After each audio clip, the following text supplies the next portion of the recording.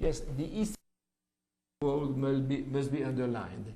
It has been really one of the main, if not the main, creator of EU law as it stands today, through the powers given to it by the treaties in reviewing and overseeing the legality of the acts of the institutions, by reviewing the actions of the states, and overall because of the monopoly of interpretation of the treaty, which is given to it by the treaties themselves.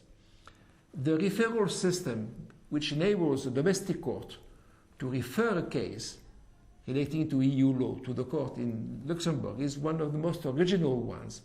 It allows full judicial cooperation between domestic courts and the ECJ. It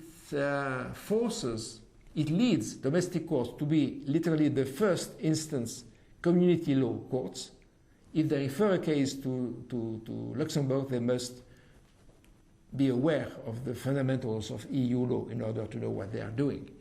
And it has led the court in Luxembourg to refine and to interpret very broadly and in a very constructive manner the terms of the treaty and of the secondary legislation. For example, it is the court which has, in the silence of the treaty, affirmed the key notion of direct effect and supremacy of EC law. Direct effect means concretely that whenever there is a right under EU law, whether in the treaty or in a secondary legislation, any citizen must be able to invoke this right before a domestic court in order for the court to enforce it. And as to supremacy of EU law, it means that all EC law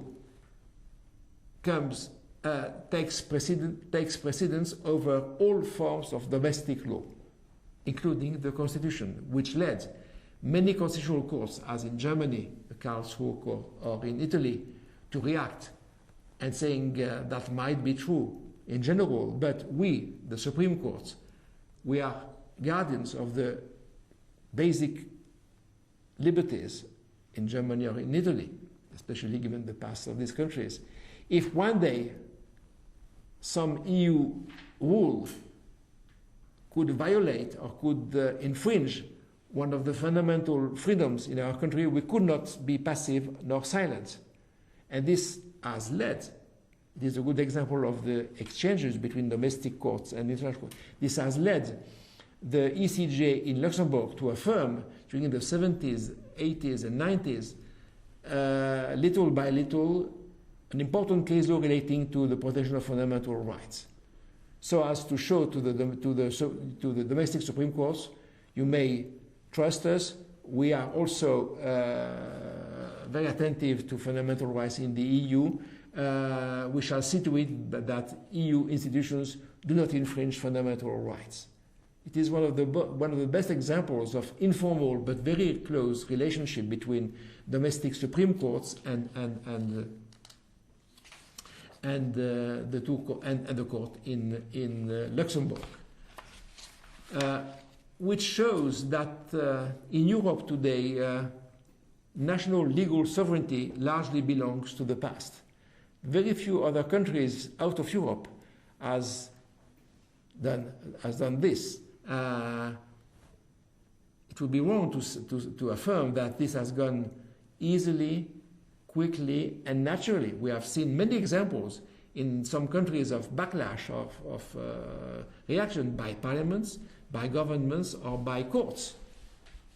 Speaking of usurpation or gouvernement des juges at the European scale, and trying to reverse the tide without any success, because here also the writing was on the wall. But clearly it has led to a new state of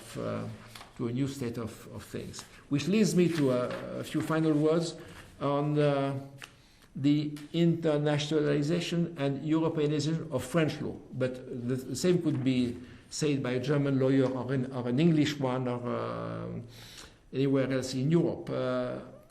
It is the basic revolution of law in Europe today. What were the instruments? What are the instruments? There are no treaties, EC law, rules enacted by international bodies like the World Trade Organization, the case law of international courts, arbitration awards, and of course domestic law as it incorporates international law.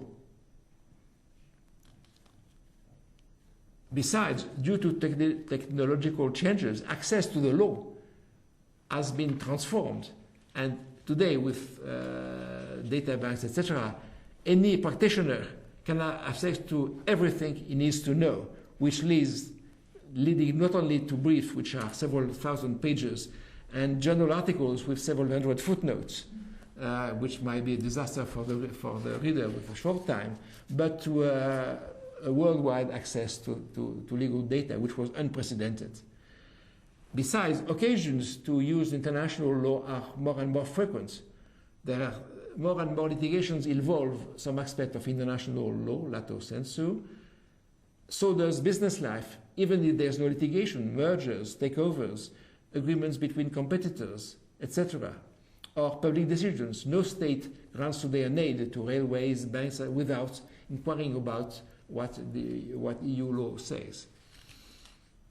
And as to the actors, practitioners are better and better informed of what the law, of the international dimension of the law. So are the judges, because they have to. And exchanges and contacts between them are more frequent and are today a normal way of life, which was not the case some generations ago. And this relates to a number of areas which could be listed: business and company law, public services, utilities, the environment, consumer protection, the rights of aliens, access of EU nationals to certain professions, criminal law, etc. I think we are at the beginning of such an evolution, and which leaves open our judgment on the contents. Sometimes it brings progress on the substance of the law, sometimes it is not the case. But this is another discussion.